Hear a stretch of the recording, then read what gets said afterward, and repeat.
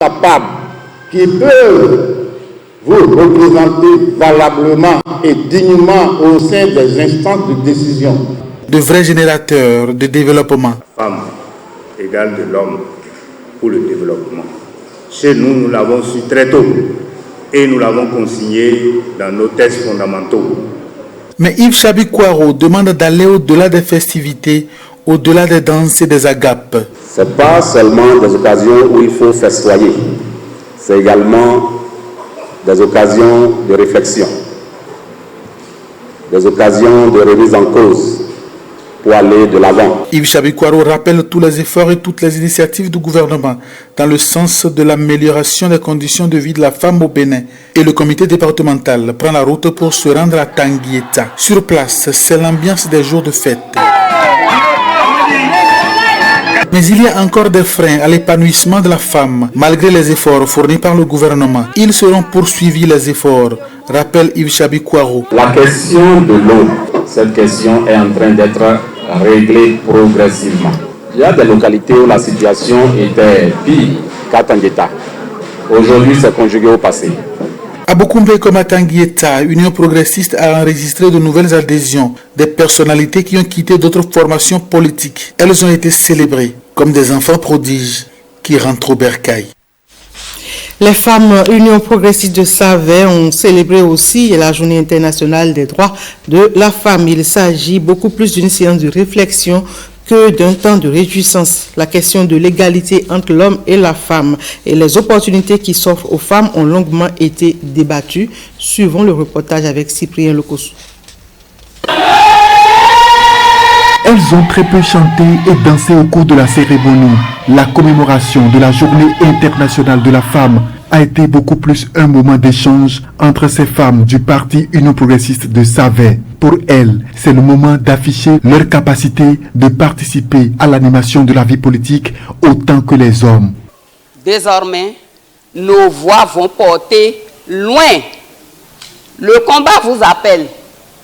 Aussi, et nous, vos leaders, sommes décidés à vous initier au militantisme politique au profit de notre nation. Je nourris le vœu ardent que les assises de ce jour marquent le début d'un conte de fées à notre actif. Une journée réussie à partir de la qualité des échanges qu'elles ont eus. Dans presque toutes les langues de la localité, les explications ont été faites. L'invité de la circonstance a salué l'initiative et saisi l'occasion de les entretenir sur les efforts des parlementaires dans l'autonomisation des femmes. Ça ne doit plus être une journée simplement festive. Ça doit être aussi une journée de réflexion. Je voudrais simplement vous dire qu'avec le président Talon, la femme est désormais célébrée dans nos textes et lois de la République. La séance s'est poursuivie à travers les explications sur les conduites à tenir pour que leur engagement soit concrétisé sur la scène politique. La Journée internationale de la femme, célébrée en différé à travers une journée de réflexion sur la vie sociale et politique des femmes. C'est une initiative des femmes du Parti Union progressiste de Glasgow et de Wessé dans le département des Collines. Quels avantages leur garantit l'égalité entre l'homme et la femme au sein de leur parti et dans leur quotidien? Elles ont longuement échangé sur la question. Femmes Union progressiste des collines, engage-toi dans la gestion de la chose publique. C'est le message fort qui exprime toute la détermination de ces femmes à passer devant la scène politique. Elles ont choisi de réfléchir à leur situation sociale et politique à travers cette célébration du 8 mars devant leurs invités. Des responsables du parti Union progressiste, les femmes de Glasgow ont librement exprimé leur engagement. Nous devons prendre nos destins en main. L'opportunité existe déjà. Ici à Wessé, c'est visiblement le même enthousiasme. Les femmes sont capables autant que les hommes. Elles ont passé le message dans plusieurs langues de la localité. Sous le soleil de la rupture, la femme n'est plus celle dont le rôle est est réduite à la cuisine. Elle est celle dont la voix résonne d'une aube nouvelle. Invité à prendre la parole, le député Edmond Agua a saisi l'occasion de faire comprendre à ses militantes les efforts du Parlement et les réformes qui dressent le tapis à l'épanouissement de la femme béninoise à travers les lois et les décisions du gouvernement. Engage-toi davantage dans la gestion de la chose publique. Dans un langage accessible et à partir des exemples, le député a dit aux femmes leur devoir de s'engager sur la scène politique. Ces femmes progressistes de la 10e circonscription électorale sont visiblement déterminées à continuer le travail dans leurs différents groupements. Autre actualité, parlons à présent de la coopération naissante entre les mairies du Bénin et celles du Togo. De quoi retourne en effet la convention de partenariat entre l'Association nationale des communes du Bénin et la fêtière des communes du Togo. La présidente de la FCT, invitée du journal de 20h sur l'ORTB ce mardi 15 mars, nous en parle. Le partenariat que nous avons signé aujourd'hui nous invite à un certain nombre de choses. La première, c'est de constamment travailler à cette synergie d'action sur tous les domaines en réalité qui relèvent de la décentralisation et des interventions des collectivités territoriales. Le principe de cette synergie d'action est établi. Ensuite, nous allons maintenant et de plus en plus travailler à un portage commun de tous nos projets, à la fois au niveau de notre espace régional, mais également au niveau des partenaires, qu'ils viennent d'autres continents ou d'ailleurs. Et enfin, il y a cette dimension de coopération décentralisée que vous avez bien désignée et qui va de ce partenariat institutionnel entre nos deux fêtières, mais qui est appelé à se décliner au niveau des collectivités territoriales. Vous avez la ville de Cotonou, la ville d'Atakpamé, vous en avez d'autres au Bénin, vous en avez au Togo également. Et ce que nous appelons, c'est une fraternisation constante entre ces collectivités pour qu'au niveau local, nous puissions en réalité donner corps à ce qui existe déjà tout à la base entre les populations, mais qui également existe au niveau central entre nos États, qui entretiennent d'excellentes relations de coopération et de diplomatie.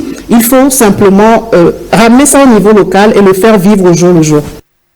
Une décision qui vient réorganiser le statut du personnel parlementaire. Les membres du personnel parlementaire, les membres du comité ad hoc mis en place à cet effet se sont retrouvés à Dassa pour élaborer les tests et autres documents relatifs à la mise en application du statut du personnel parlementaire. Faisons le point avec Firmin Bassao.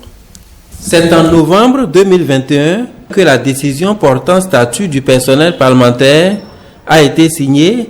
Une décision née des nombreuses réformes opérées par le président de l'Assemblée nationale, Louis Berhounou Vlavonou. Ce conclave de Dassa consacre la phase d'élaboration des textes d'application. Il s'agit essentiellement de pouvoir faire la classification de tous les agents dans leur corps respectifs et dans la nouvelle nomenclature des catégories, échelle et échelon. L'importance du travail à faire ici est révélée en ceci que on parlera des statuts, mais c'est dans l'application qu'on saura qu'on a pris de bons statuts ou pas. Nous avons donc à baliser le chemin, à faire de manière à ce que dans l'application de chacun des tests, qu'il n'y ait pas de difficultés. Sont conviés à cette rencontre de Dassa des cadres, responsables, experts et consultants de l'Assemblée nationale du Bénin.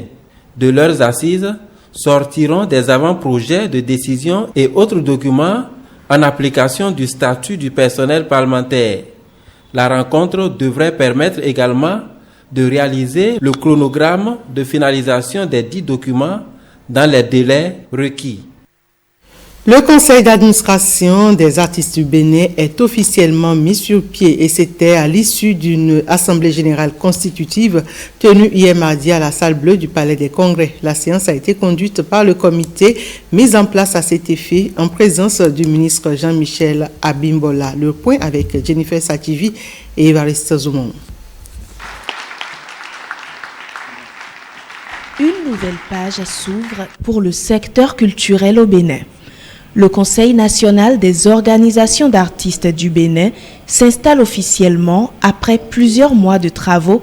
L'organisme se veut être une réorganisation de la société civile culturelle béninoise. À la toute première réunion, les membres du comité ad hoc ont affirmé leur neutralité et ont pris l'engagement d'œuvrer sans parti pris à l'élaboration de règles et dispositions objectives pouvant permettre la mise en place du CNOA dans un climat apaisé.